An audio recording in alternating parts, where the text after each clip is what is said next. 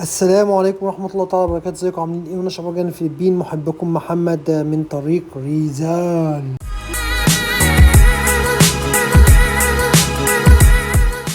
وقبل كل حاجة صلوا على حضرة النبي، اللهم صل وسلم وبارك على محمد وعلى محمد كما صليت وسلمت وباركت ابراهيم وعلى ابراهيم في العالمين انك حميد مجيد. طيب ايه الاخبار يا جماعة؟ طبعا بخير. بقول لحضرتك ان مرقس بيقول الفلبين عندها انتعاش اقتصادي، طبعا من اكبر الاقتصاديات نموا في العالم وفي جنوب شرق اسيا. وبيقول لك اللي احنا عاملين 185 مشروع بنية تحتية في الفلبين بتكلف الحكومة الفلبينية 9 تريليون بيسو. وطبعا بقى هيعمل رواج تجاري ورواج اقتصادي ضخم جدا في الفلبين. الجيش الفلبيني طلع قال لك احنا من اول يناير هكون انسان جديد وبطل سجاير.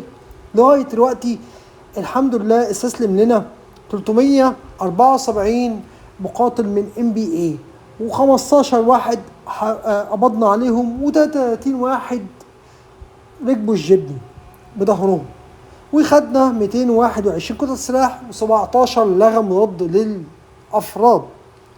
والحمد لله بيقول لك ان الجيش الفلبيني ماشي قدما في عملية تحقيق السلام والتفاوض مع الجماعات الإرهابية، وفي نفس الوقت في عمليات عسكرية. السلام ده حاجة والقتال والفوضات ده حاجة تانية. الله معك. بقول لحضرتك دلوقتي ان في بنجا سنان في واحد هناك كان اسكامر، يعني ضحك على شوية ناس غلابة كده خدوا منهم فلوس. الراجل دوت حس بتأنيب ضمير لما شافه في التلفزيون. بيقول لك ان هو قعد اتفرج على التلفزيون، شافهم، حس ان مين اللي كلهم ناس كبيره في السن ومحتاجين وعندهم عوزه، فاتصل بيهم. ايوه يا اتي، قالت له يا حبيبي، قال لها سوري بق، واداها الفلوس تاني. اتصل بقى تانيه قال لها نفس الكلام، انا اسف والحاجات دي كلها. حاجه ظريفه جدا والله، عن دم والله. ماشي. بقول لحضرتك دلوقتي ان مطار مانيلا منتظر ان هو يجيله اكتر من 1,000,000 واحد خلال الهولي ويك الاسبوع اللي جاي. فالناس اللي مسافره خلي بالها ان هيبقى في زحمه كتير جدا.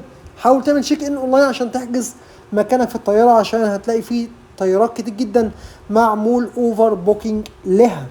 ماشي. ايه تاني؟ بقول لحضرتك اللي مسكم في سبوانجا 1,300,000 بيسو شابوه على علاقه بتنظيم داعش. بيقول لك بيجيب الفلوس بتاعته منين؟ من بيع المخدرات. ما شاء الله عليهم. كينون سيتي عانت حالة الطوارئ والكارثة الطبية بسبب انتشار السعال الديكي بين الأطفال، ووفاة 4 وإصابة 23 طفل. ربنا يكون في عون الناس يا رب. خبر جميل جدا بيقول لك إن اليابان ادت للفلبين مساعدات عن طريق إنها تعمل لها مواسير لصرف صحي.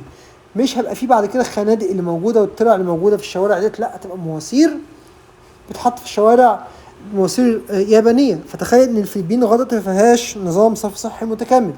طيب ودولار يا صوتي ب50 55. طيب واخبار العملاء زي الفل. عاوز عمليه مهنيه كلمني، عاوز عمليه منزليه اوعى تكلمني. لو انت عاوز مكتب تربي كلمني، هظبط مع مكتب. طيب دي نقطه. طب لو عاوز سياحه والحاجات دي كلها، عندك اسافير وعندك ابو يزن. تمام. لو عاوز اتكلم انجليزي كلم مين؟ عندك مسلم. لو عاوز اظبط نفسك في الصحه والجمال والحاجات دي كلها كلم دكتور هلال. لو عاوز اظبط اي ورق او اي حاجه في الفلبين دعم لوجستي كلمني على الواتساب. كل ارقام التواصل معنا نزلت موجوده في وصف الفيديو. بس يا جماعه كل حاجه النهارده لايك وعشان نشرح حلو خلي ايجابي في تعليقاتك. تحت محمد، يلا سلام.